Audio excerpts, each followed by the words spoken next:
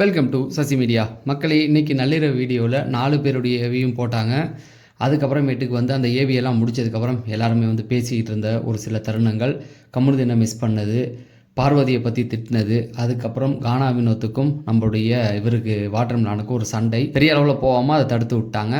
So இதெல்லாம் ரொம்ப ஹைலைட்டாக பேசப்படுச்சு. எல்லாத்தையுமே ஒன்று ஒன்றா பார்த்துடலாம். ஃபஸ்ட்டு எடுத்தோடனே விக்ரமுடைய ஏவி அவர் உள்ளே போய் பார்த்துக்கிட்டு இருந்தார்ல, அதுலேருந்து தான் போட்டாங்க. ஏவிக்கு முன்னாடி அந்த ஃபோட்டோ பார்க்க அதில் ஒரே ஒரு விஷயம் மட்டும் சொல்கிறேன், ஏன்னா அதை எல்லாருமே பார்த்துட்டீங்க. அதில் பிக் பாஸ் சொல்லுவார், விக்ரம் உங்கள் மூஞ்சில் ஒரு பதட்டம் தெரியுது, பயப்பட வேண்டாம், இது எவிக்ஷன் கிடையாது, சும்மா ஏவி பார்க்குறது தான். அப்புறம் நார்மலாக ஆகிட்டாப்ல. இப்போ விக்ரம் ஏவி நம்ம பார்த்தோம்ல, அதில் நிறைய விஷயங்கள் மறைச்சிருக்காங்க. நிறைய விஷயங்கள் அவருடைய ஏவியில் இருந்தது. ஒன்னர் ஷோவில் வெட்டி கட் பண்ணி தூக்கி போட்டாங்க, ஒரு வேளை தேவைப்படல அப்படிங்கிறது மாதிரி. அதுக்கப்புறமேட்டுக்கு வெளியில் போய் வீட்டுக்குள்ளே போய் பேசுவாரா, அதில் என்ன காமிச்சாங்கன்னா, பேசணுன்னா அந்த அளவுக்குலாம் ஒன்றும் இல்லை, போங்கடான்ட்டு போவாரா. அப்போ அந்த பிரவீனும் கானா வினோத்தையும் ஏறி அவர் மிதிப்பாங்க, பொய் சொல்லிட்டியே அப்படின்னு.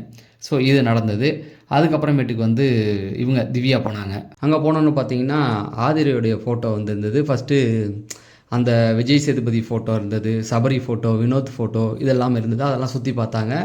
அதுக்கப்புறமேட்டுக்கு பார்த்தீங்கன்னா இவருடைய ஃபோட்டோ இருந்தது. ஸ்விம்மிங் பூலில் நிறைய ஃபோட்டோக்கள் இருந்தது. அதெல்லாம் உட்காந்து பார்த்தாங்க. அதில் அவங்க பரதநாட்டியம் ஆடுவாங்க, நெக்லஸ் அந்த டாஸ்க் போச்சு இல்லை, அப்போ அந்த பரதநாட்டிய டான்ஸர் மாதிரி இருந்ததில் அது ஹைலைட் பண்ணியிருந்தாங்க.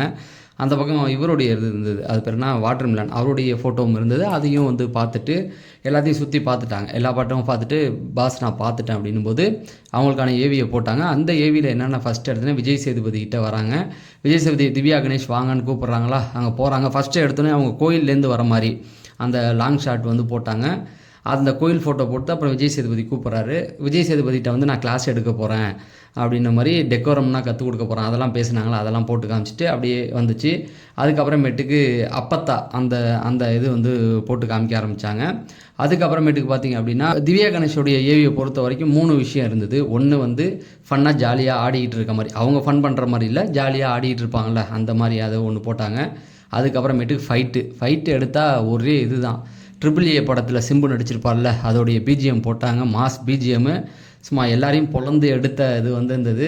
முக்கியமாக கமருதீன் கூட ஒரு சண்டை, விக்ரமோட கானா வினோத் கூட சண்டை, இந்த மாதிரி நிறைய விஷயங்கள் பார்வதி கூட சண்டை, எல்லா சண்டையும் ஹைலைட் பண்ணி அதில் காமிச்சிருந்தாங்க. அழுகைன்றதை விட யாராவது அழுதா அவங்க போய் கேட்பாங்கல்ல, அந்த இது போணுச்சு. அதில் மெயினாக சபரி அழுதாரில் அந்த ப்ரஷ்ஷு இதில், அதில் போய் அவங்க அழுவும் போது போய் கட்டி பிடிச்சி ஒன்றும் இல்லை ஒன்று யாரும் தப்பாக சொல்லலை அப்படிங்கிறத காமிச்சாங்க. அதுக்கப்புறம் நிறைய பேர் யாரெல்லாம் அழுதாங்களோ அவங்களுக்கெல்லாம் போயிட்டு கட்டி பிடிச்சி, சுபியாக இருக்கட்டும், இப்படி நிறைய பேருக்கு அவங்க அந்த கட்டி பிடிச்சி அவங்களுக்கு ஆறுதல் சொல்கிறத காமிச்சாங்க. அதுக்கப்புறமேட்டுக்கு அவங்க அழுதது. அப்போ அந்த கலங்காதைன்னு ஒரு பாட்டு மாதிரி ஒன்று போட்டு விட்டு, அந்த பாட்டில் அப்படியே அவங்க அழுகுற மாதிரி, இந்த மாதிரியான விஷயங்கள் மெயினாக இந்த 3 விஷயந்தான். ஃபஸ்ட்டு அந்த அப்பத்தாவை ஹைலைட் பண்ணாங்க, அவங்க சண்டை போட்டதை காமிச்சாங்க. அதுக்கப்புறம் அவங்க யாருக்காவது அழுகும்போது அவங்க போய் நின்னது, அவங்க அழுதது, அப்புறம் அவங்க பேரண்ட்ஸ் வந்தது, இது எல்லாத்தையுமே காமிச்சிட்டு அப்புறம் இவங்களுடைய ஃப்ரெண்ட்ஷிப்பை ஹைலைட் பண்ணாங்க. ஹரோரா இருக்காங்கள்ல, ஹரோராவும் அவங்களும் கிளைமேக்ஸில் அவங்களுக்குள்ள ஒரு பாண்டிங் இருந்ததில்ல, அதை போட்டு காமிச்சாங்க. இதெல்லாம் பார்க்கும்போது அவங்க கதறி அழுதுட்டாங்க, அவங்களால முடியல. அழுதுட்டு அதுக்கப்புறமேட்டு பிக் பாஸ் பேச ஆரம்பித்தது. நீட்டி முளைக்கி நீங்கள் பேசினாலும் உங்களுக்கு பிடிச்சவங்க பிடிக்காதவங்க யார் என்ன பண்ணாலும் தப்புன்னா போய் நின்றுருக்கீங்க அப்படின்னது.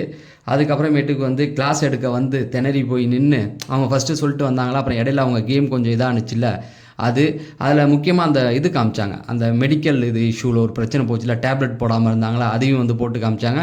விஜய் சேதுபதி பாராட்டினார். முதல்ல 2 வாரத்துக்கு முன்னாடி பாராட்டியிருப்பார், உங்கள்கிட்டலாம் எப்படி பேசுறதுன்னு நினச்சேன், இப்போலாம் நல்லா பேசுகிறீங்கன்னு சொல்லியிருப்பார் இல்லையா, 2 வாரத்துக்கு முன்னாடி, அது காமிச்சாங்க. அதுக்கப்புறம் லென்த்தாக ஒரு இதில் பேசுவாங்களே, விஜய் சேதுபதியே சுற்றி விட்டாங்கன்னு சொல்லுவாங்கள்ல, அந்த இது விக்ரமோடைய ஃபைட்டு அது. அப்புறம் விக்ரம் இவங்களுக்காக அழுதார், இவங்களை ஃப்ராடுன்னு சொல்லிட்டு அழுதார் இல்லையா, வியானா வந்தோன்னா நான் போகிறேன்னு சொல்லி, இதெல்லாமே காமிச்சிருந்தாங்க. எல்லாம் ஞாபகத்துக்கு இல்லை, எவனும் எழுத முடியல ஏவியில். ஸோ இதெல்லாம் சொல்லிவிட்டு அதுக்கப்புறமேட்டு பிக் பாஸ் சொன்னார், சண்டன் வந்தால் பின்வாங்க மாட்டீங்க அப்படிங்கிறத சொன்னார். அதே போல் சாப்பாடுன்னு வந்தாலும் நீங்கள் பின்வாங்க மாட்டீங்க அப்படிங்கிற மாதிரியும் அதையும் சொல்லிவிட்டு, அதுக்கப்புறமேட்டுக்கு முக்கியமாக இவங்களுடைய ஃப்ரெண்ட்ஷிப்பை பற்றி சொன்னாங்க. சாண்ட்ராவுடைய அந்த ஃப்ரெண்ட்ஷிப்பை கொஞ்சம் ஹைலைட் பண்ணி காமிச்சாங்க. ஃபஸ்ட்டு எடுத்தோடனே சாண்ட்ரா கூட தானே இருந்தாங்களே, அதை ஹைலைட் பண்ணாங்க. அதுக்கப்புறமேட்டு உங்களுடைய மென்மையான பக்கத்தை நீங்கள் மறைச்சி வச்சுருக்கீங்க அப்படின்னு பிக் பாஸ் சொன்னாப்புல. மென்மையான பக்கத்தை மறைச்சி வச்சுட்டு அது அது அது எதுக்குன்னா, அது வெளியில் காமிச்சா உடஞ்சிருவீங்க அப்படிங்கிறதுக்காக. அதுக்கப்புறம் ஒரு கட்டத்தில் அதையும் காமிச்சிங்க அப்படிங்கிற மாதிரி சொல்லிவிட்டு அப்புறம் இன்னொரு வார்த்தை சொன்னார், நீ வந்து ஃப்ரெண்டு யாரையும் சம்பாதிக்கல நீங்கள் சொன்னீங்க, ஆனால் நீங்கள் என்ன ஃப்ரெண்டாக சம்பாரிச்சிருக்கீங்க அப்படிங்கிற ஒரு வார்த்தையும் சொன்னோன்னே கோன்னு அழ ஆரம்பிச்சிட்டாங்க. அவங்களால முடியல, அப்படியே உக்காந்துட்டாங்க. எனக்கே ஒரு மாதிரி ஆயிடுச்சு, அப்படியே உக்காந்து அப்படியே அழ ஆரம்பிச்சிட்டாங்க. கடைசியாக முடிக்கும்போது திவ்யா, திவ்வு, அப்பத்தா அப்படின்னு சொல்லி முடித்தார். இதுதான் ஷார்ட்டாக சொல்லியிருக்கேன். ஏன்னா எப்படியா இருந்தாலும் நாளைக்கு இதை நீங்கள் பார்க்க தான் போகிறீங்க. ஏவியில் வந்து நிறைய எழுதி வச்சேன், சொல்ல முடியலங்க. அந்த அளவுக்கு நிறையா இருந்தது, மாசாக இருந்தது அவங்களுடைய ஏவி. ரொம்ப சூப்பராகவும் இருந்தது. ஸோ இதெல்லாம் முடிச்சுட்டு உங்களால் இப்போ நீங்கள் கண்ட்ரோல் பண்ணிக்க முடிஞ்சதாக இருந்தால் போங்க, இல்லைன்னா இருங்க அப்படின்னா அப்புறம் உட்காந்து அழ ஆரம்பிச்சிட்டாங்க. அப்புறம் அழுதுட்டு பெட்ரூம் போனாங்க. சரி, சபரியை கூப்பிட்டோன்னா சபரி போனார். போயிட்டு ஃபோட்டோலாம் சுற்றி பாருங்கன்னொன்னே எல்லா ஃபோட்டோவும் சுற்றி பார்த்தாரு. எல்லோரும் பேரையும் பார்த்துட்டு ஒருத்தவங்க பேராக சொல்லிவிட்டு அப்படி பார்த்துட்டு ஆனால் நடுவில் வந்து நிற்கவானார். சரி வா அப்படின்னோடனே ஏவி போட்டாங்க. ஸோ சபரிக்கான ஏவி வந்து எப்படி இருக்குது அப்படின்னு பார்த்தீங்கன்னா கமர்ஷியல், ஃபுல்லாக கமர்ஷியல் பக்காவாக அடிச்சிருக்காங்க. சிஜி இறங்கி வேலை பார்த்துருக்காங்க, நல்லாவே தெரியுது. ஸோ சபரிக்கு மட்டும் சிஜியில் வேறு லெவல் சம்பவம் பண்ண, லியோ கண்ணெல்லாம் வரும் இல்லையா, அந்த மாதிரி சும்மா சிவப்பு கலர் போஸ்ட்டு கீஸ்ட்டுன்னு அடித்து தம்சம் பண்ணியிருக்காங்க. சும்மாவா, சேனலுடைய செல்லப்பிள்ளை இல்லையா, போட்டு அடித்து விட்ருக்காங்க. இன்ட்ரோவில் வந்து அந்த விவசாயம் பண்ணுற மாதிரி வர்றது, அதுக்கப்புறமேட்டு விஜய் சேதுபதி கூப்பிட்றது, அப்புறம் உள்ளே வர்றது, அதுக்கப்புறம் சபரி கேப்டன் அப்படின்ற சொல்கிறது.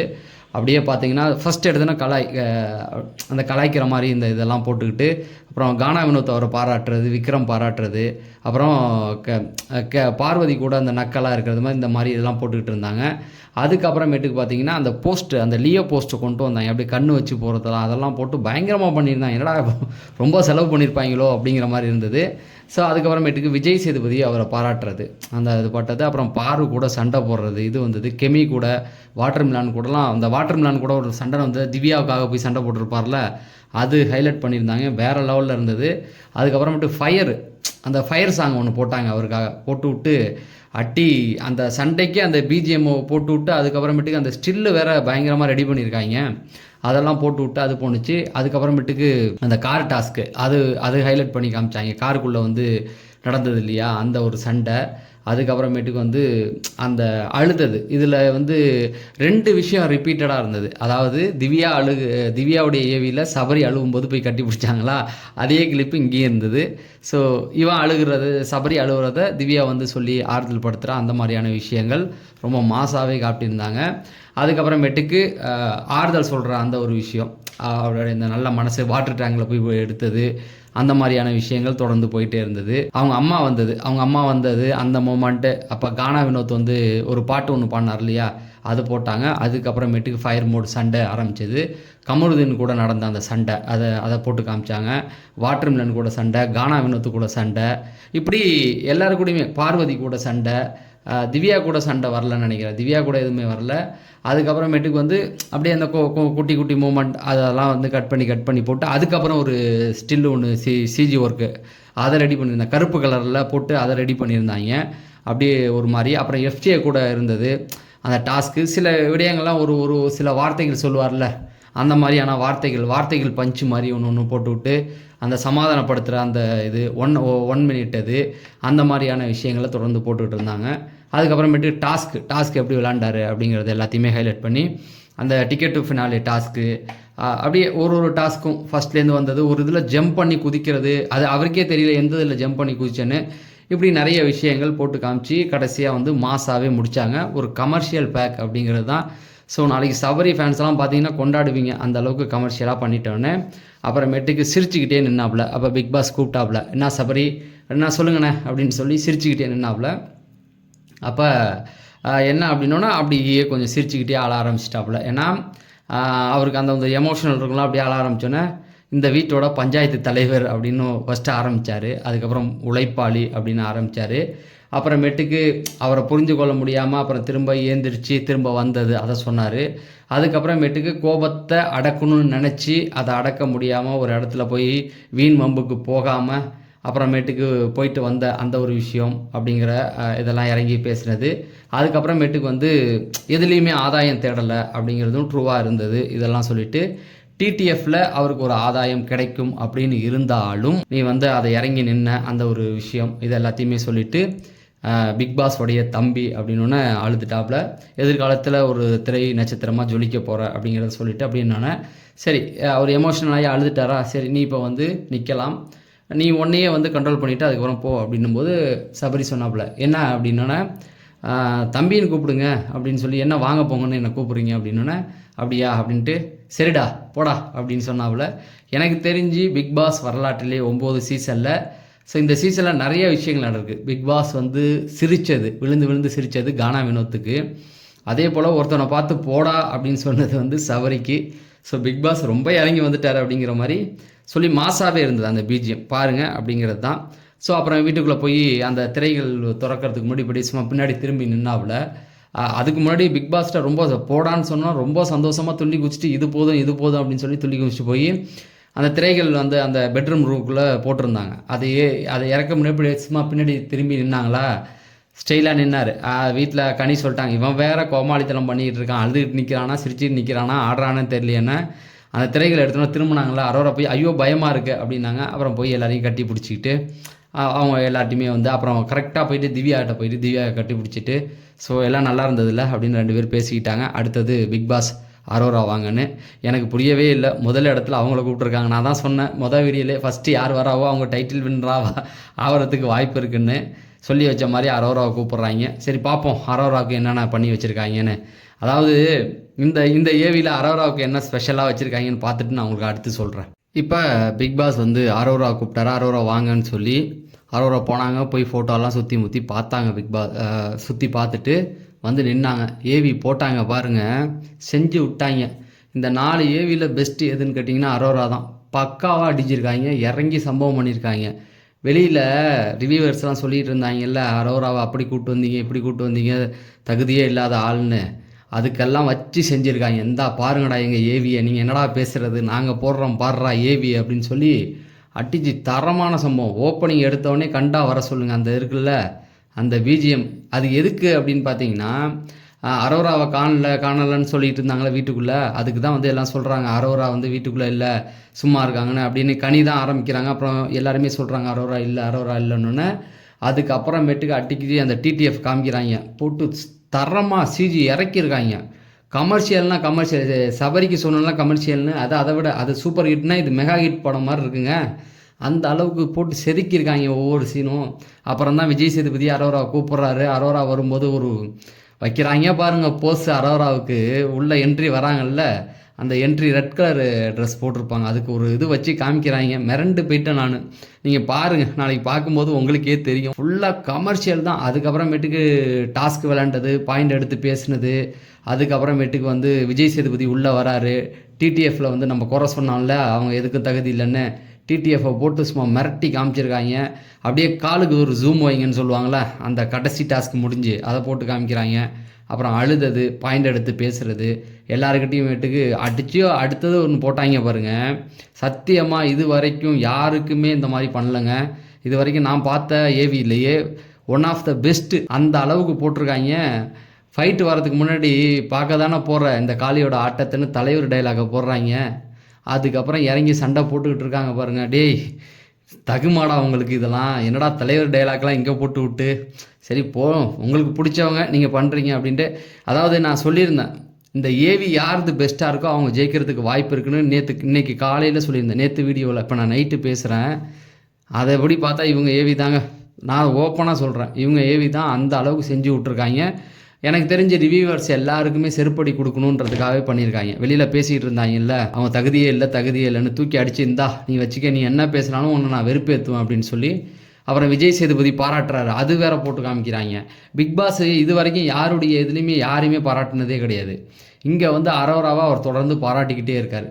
சரி பண்ணி விட்டாங்க அப்படி தான். அதுக்கப்புறமேட்டுக்கு வந்து பார்த்தீங்கன்னா எல்லாமே மாசாக இருக்குது, என்ன பண்ண சொல்கிறீங்க. அப்புறமேட்டுக்கு பிக் பாஸ் கூப்பிட்டு பேசினார். அரோரா வந்து இந்த வீட்டுக்குள்ளே முதல்ல வந்து பாதியில் தான் கேம் ஆரம்பித்தாங்க, அதுக்கப்புறமேட்டுக்கு நல்லா விளையாட ஆரம்பிச்சிங்க, பாயிண்ட் எடுத்து பேச ஆரம்பிச்சிட்டிங்கன்னு ஒரு வார்த்தை ஒன்று சொன்னார் பாருங்க.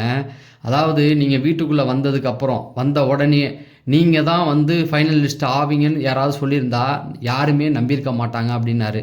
இப்போ கூட யாருமே நம்மள பிக் பாஸ். வெளியில் நிறையா ரிவ்யூவர் அதான் சொல்கிறாங்க, நான் சொல்லலை, நிறையா ரிவ்யூவர் சொல்லிக்கிட்டு இருக்காங்க. அதுக்கப்புறம் ஏன் நீங்களே நம்பியிருக்க மாட்டீங்க அப்படிங்கிறத சொல்லி அதுக்கப்புறம் ஒரே ஒரு வார்த்தை வந்து ஹைலைட் பண்ணி ஒன்று சொன்னார். என்ன அப்படின்னா, நீங்கள் வந்து வெளியில் உங்கள் வீட்டில் உங்களை புறக்கணித்தாலும் நிறைய பேசினார். எனக்கு அதில் ஏற்றுக்கிட்ட வார்த்தை வந்து உங்கள் வீடு உங்களை புறக்கணித்தாலும் வெளியில் வந்து பார்த்தீங்கன்னா லட்சக்கணக்கான தாய்மார்கள் உங்களுக்காக காத்திருக்காங்கன்னு. டேய், இது 6வது சீசனில் சிவின் கணேஷுக்கு போட்ட டைலாக்கு. சும்மா நீங்கள் உசுப்பேற்றி விடக்கூடாது. டைலாக் எழுதுறதுக்குள்ள அனுப்பப்பட்டிருக்காங்க. சிவின் கணேஷுக்கும் இதையே சொன்னானுங்க. அதே போல் போன சீசனில் முத்துக்குமரனுக்கு வந்து உழைப்பாளின்னு சொன்னாங்க. அதை வந்து இப்போ சபரிக்கு சொல்கிறாங்க. அதே நிறைய இது பண்ணுறாங்க. அப்புறம்பட்டு ஐ லவ் யூ அப்படின்னு சொல்லி பிக் பாஸ்கிட்ட இவங்க சொல்ல அவரும் ஐ லவ் யூ சொல்லிட்டாரு.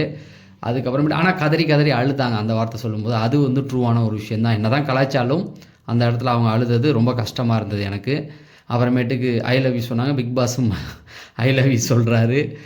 இது வரைக்கும் யாருக்குமே ஐ லவ் யூ சொல்லலை, எனக்கு தான் சொன்னீங்க. நான் வீட்டுக்குள்ளே போகிறேன், வீட்டுக்குள்ளே போனோடனே ஐ லவ் யூ சொல்லுங்கள் அப்படிங்கிற மாதிரி சொன்னாங்க.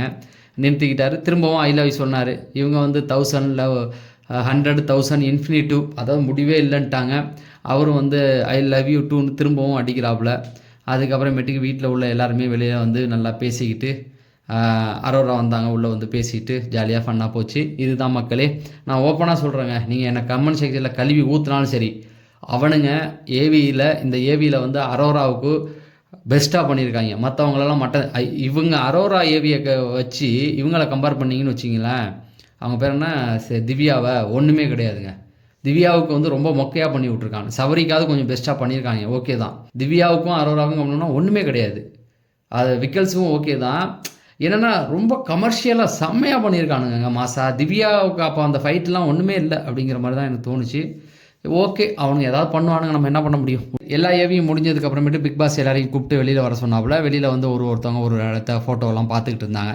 இதில் அரோரா வந்து துஷாரை வந்து ஒரு மணி நேரம் கட்டி பிடிச்சிக்கிட்டு அந்த உள்ளே நடந்த எல்லா விஷயத்தையும் பேசிக்கிட்டு இருந்தாங்க. அப்போ துஷார் சொன்னார், நீ வந்து டைட்டில் வின் பண்ண தேவையே இல்லை, இதுவே போதும் அப்படிங்கிற மாதிரி விடமாட்டேன்றாங்க. கட்டி பிடிச்சிக்கிட்டே நிற்கிறாங்க. அங்கே நடந்த விஷயத்தெல்லாம் பேசிக்கிட்டு இருக்காங்க. அப்படி அந்த அளவுக்கு போணுச்சு. அதுக்கப்புறமேட்டுக்கு சபரிகிட்ட போய் அரோரா சொன்னாங்க, ஐயா ஏவியில் நீ வந்தடா, எனக்கு ஃப்ரெண்டே இல்லை அப்படின்னு சொன்னபோது நீ வந்து என் கையை பிடிச்சடா அப்படிங்கிற மாதிரி அதை சொன்னாங்க. அதுக்கப்புறமேட்டுக்கு வந்து பார்த்தீங்கன்னா வாட்டர் மிலான்னு இவர் அங்கேயே ஒரு சண்டை வந்து ஆரம்பிச்சிருச்சு 2 பேருக்கும். அதாவது எஃப்சி இவங்க பிரவீன் எல்லாம் பார்த்துக்கிட்டு இருக்கும்போது இவர் போனாப்புல, கலை நின்றுட்டு இருக்கும்போது போனாப்புல வாட்டர் மிலன் பக்கத்தில். அப்போ கானா இவனத்து ஃபோட்டோலாம் காமிச்சு சொல்லிக்கிட்டே இருந்தாப்புல. அப்போ இவர் சொன்னாப்புல, ஏதோ கை காமிச்சு சொன்னோடனே நம்ம என்ன இவனை பற்றி ஏதாவது பேசணுமா, யாரை பற்றியும் பேசலைல்ல, இவன் எதுக்கு வந்து சம்மந்தமே இல்லாமல்னு கானா வினோத் வந்து திவாகரை சொன்னாப்புல. அப்புறம் அவர் ஒதுங்கி போயிட்டாப்புல. அதுக்கப்புறம் எஃப்சியை வந்தோன்னே கமருதீன் இல்லை அப்படின்னு ரொம்ப ஃபீல் பண்ணாப்புல. இவன் இல்லாததான் ரொம்ப வருத்தமாக இருக்குது அப்படின்னு சொல்லி கானா வினோத் வந்து கமருதீன் மேலே வந்து இவர் கானா வினோத் உட்காந்துருப்பாப்புல. அந்த ஃபோட்டோ எடுத்து காமிச்சு, எதுக்கு காமிக்கிறேன்னா எல்லாம் அவன் பார்ப்பான்ல அப்படின்னு, அதாவது கமருதீன் பார்ப்பான்லன்னு காமிச்சாப்புல. அப்போ எஃப்சி ஒரு வார்த்தை சொன்னான், இவன் இல்லாது எனக்கு ரொம்ப வருத்தமாக இருக்குடி அப்படிங்கிற மாதிரி சொல்லிவிட்டு, அது இல்லைன்றதுல எனக்கு எந்த வருத்தமும் அது கிடையாது, அது போனது வரைக்கும் சந்தோஷம் அப்படிங்கிற மாதிரி சொல்லிட்டான். அது அப்படின்னும்போது யாரை சொல்கிறான்னா பார்வதியை தான் மீன் பண்ணுறான். சரி, அப்புறம் சபரி அங்கே வந்தாப்புல. சரி, பார்வதியை பற்றி சொன்னோன்னா அதுக்கப்புறமேட்டுக்கு சபரி வந்தாப்புல. சபரியும் வந்து வினோத்திட்ட வந்து சொன்னாப்புல, ஆமாம் நம்ம கூட நிற்க வேண்டியவன் போயிட்டான் அப்படின்னும்போது கமருதனை பற்றி சபரி சொல்லி முடித்தாப்புல. சரி, அந்த பக்கம் பார்த்தீங்கன்னா திவ்யா இவங்க அரோரா அவங்க 2 பேரும் வந்து ஷேர் பண்ணிக்கிட்டாங்க அவங்களுடைய ஃபோட்டோஸில் என்ன நடந்தது, ஏவியில் என்ன நடந்ததுன்னு. திவ்யா வந்து என்ன சொன்னாங்கன்னா, நான் வந்து எல்லாருக்கும் சாப்பாடு வச்சது, எல்லோரும் கஷ்டப்பட்டப்போ நான் போய் நின்னது, அதெல்லாம் சொல்லியிருக்காங்கன்னா. அரோராவும் நான் வந்து எனக்கு வந்து இந்த மாதிரி விஷயங்கள், நான் டிடிஎஃப் ஃபயராக விளாண்டது, இந்த மாதிரியான விஷயங்கள்லாம் போட்டு ஒருத்தர் பெருமையாக மாறி ரொம்ப சந்தோஷமாக சொல்லிகிட்டு இருந்ததை பார்க்க முடிஞ்சது. இப்படி நிற்கும்போது சபரி வந்து அங்கேருந்து வந்தாப்புல. வந்து அவங்க 2 பேரும் நின்னாங்களா, சபரியும் போய் அவங்க 2 பேரையும் கட்டி பிடிச்சிட்டு அப்படியே அந்த இடத்துல வந்து அது முடிஞ்சிச்சு. அதுக்கப்புறமேட்டுக்கு ஒவ்வொருத்தவங்க பிரஜன் போய் அவருடைய ஃபோட்டோ, சாண்ட்ரா போய் அவங்களுடைய இதை பார்த்துட்டு, இது இந்த டிடிஎஃப்ல ஃபைனலில் 5 பேர் இருந்தாங்களா அவங்களுடைய ஃபோட்டோ அப்படிங்கிற மாதிரி ஒவ்வொருத்தவங்க அவங்களுடைய மெமரிஸை வந்து எடுத்து பார்த்துட்டு சந்தோஷமாக ரசிச்சுக்கிட்டு இருந்தாங்க. அதுக்கப்புறமேட்டு பிக் பாஸ் எல்லோரும் உள்ளே போங்கன்னொன்னே இவங்க ஆதிரியும் திவ்யாவும் வழக்கம் போல் போவாங்க இல்லையா, அங்கே 2 பேரும் போனாங்க. அதுக்கப்புறமேட்டுக்கு கானா வினோத் சொன்னார், இன்றைக்கி கானா பாக்ஸ் வைக்கிறோம் அப்படின்னு சொல்லிட்டு எல்லோரும் வாங்கணுன்னே ஸ்மோக்கிங் ஏரியாவிலேருந்து போனவங்க எல்லாமே வந்துட்டாங்க. வந்துட்டு எஃப்சியை மட்டும் லேட்டாக இருந்துச்சு, சீக்கிரம் வாடா அப்படின்னு சொல்லிட்டு எல்லாருமே முஸ்தபா பாட்டு பாடி ரொம்ப ஹாப்பியாக பாடினாங்க. அப்புறம் பிக் பாஸ்க்கு லவ் சொல்லி அதே டியூனில் வந்து பிரவீன் காந்தி இருக்கார்ல டைரக்டர், அவர் பாடினார். அதுக்கப்புறம் எல்லோரும் வீட்டுக்குள்ளே வந்துட்டாங்க. ஸோ 1-2 சம்பவங்கள் அப்படியே எல்லோரும் பேசிகிட்டு இருந்தது தான். அதுக்கப்புறம் வீட்டுக்குள்ளே வந்தோன்னே இவங்க இருக்காங்களே சுபிக்ஷாவும் ஆதிரையும் பேசிகிட்டு இருந்தாங்க. ஆதிரை ஒரு விஷயம் சொன்னாங்க, டேய் ஃபைனல் லிஸ்ட் உங்களை பார்த்தா எனக்கு ரொம்ப பொறாமையாக இருக்குடா அப்படிங்கிற மாதிரி சொல்லிகிட்டு இருந்தாங்க. அந்த பக்கம் கெமிக்கு ஒரு மாதிரி ஆயிடுச்சு, ஏன்னா நம்மளாம் எதுலேயுமே இல்லையே அப்படிங்கிற மாதிரி. சரி, இதெல்லாம் முடிஞ்சதுக்கப்புறமேட்டுக்கு ஆதிரையும் சுபிக்ஷாவும் பேசிகிட்டு இருந்தாங்க. இவங்க பேசிகிட்டு இருக்கும்போது இவங்க வியானா வந்தாங்களா, நம்மலாம் வெளியில் போனால் மிஸ் பண்ணுவோம், ஆனால் நீ எங்களை மிஸ் பண்ண மாட்டியே அப்படின்ற மாதிரி வியானாட்ட சொன்னாங்க. வியானா வந்து அதை கண்டுக்காத மாதிரியே விட்டுட்டாங்க. இன்னும் அந்த கோவத்திலே இருக்காங்க போல். அதுக்கப்புறம் விக்கல்ஸ், விக்ரம், சுபிக்ஷா, வியானா இவங்க 3 பேரும் உட்காந்து பேசிக்கிட்டு இருந்தாங்க. அந்த பக்கம் போனீங்கன்னா தலை ரூமை காமிச்சாங்க. தலை ரூமில் பார்த்தா அரோராவும் துஷாரும் கட்டி பிடிச்சி நிற்கிறாங்க. இதுங்களுக்கு இதுவே வேலையாக இருக்குது. இது நான் சொன்னேன் இல்லையா, துஷாரை மட்டும் கொஞ்ச நாள் வச்சுருந்தாங்கன்னா அரோராவுடைய கேம் மொத்தமாக முடிச்சு விட்ருப்பாங்க. அரோராவை காப்பாற்றுறதுக்கு தான் துஷாரை அனுப்புனாங்க. வெளியில் ஒரு மணி நேரம் கட்டி பிடிச்சா உள்ளே தலை ரூமில் போய் 2 கட்டி பிடிச்சி நிற்கிது. அதுக்கப்புறமேட்டு அங்கே போய் பார்த்தா அங்கே ஒரு தடவை துஷாரை மிஸ் பண்ணுறதா சொல்லி ரூமில் போய் அவங்க ஒரு மாதிரி சொல்லிட்டு நிற்பாங்க. அந்த ஃபோட்டோ பார்த்து அதெல்லாம் அவன் சொல்லிவிட்டு அதுக்கப்புறமேட்டுக்கு வந்து இங்கே வந்தாங்க. இப்போ என்னாச்சு அப்படின்னா, அதுக்கு முன்னாடி ஒரு சண்டை ஒன்று வந்துச்சு கானா வினோத்துக்கும் இவருக்கும். இதோட முடிச்சுக்கிறேன், ஏன்னா லென்த்து ரொம்ப போனால் நிறைய பேர் பார்க்க மாட்டீங்க. கானா வினோத்தும் வந்து பிரவீன் காந்தி, எஃப்ஜே இவங்க 3 பேரும் பேசிக்கிட்டு இருந்தாங்க. இப்போ கானா வினோத் வந்து சொன்ன அவன் ஒரு லூஸு அப்படின்ற மாதிரி சொல்லிட்டு இருந்தாங்க. ஐ திங்க் திவாகரை சொன்னாரா என்னன்னு எனக்கு சரியாக தெரியல. ஆனால் அவன் ஒரு லூஸுன்னு சொன்னால் அவர் யாரை சொல்ல போகிறாரு, அவனை தானே சொல்லியிருப்பார். அதை சொன்னோன்னே அது காதில் கேட்டாப்புல. காதில் கேட்டு திவாகர் வந்து ஏய் நீ தாண்டா லூஸு அப்படின்ற மாதிரி வந்தாப்புல.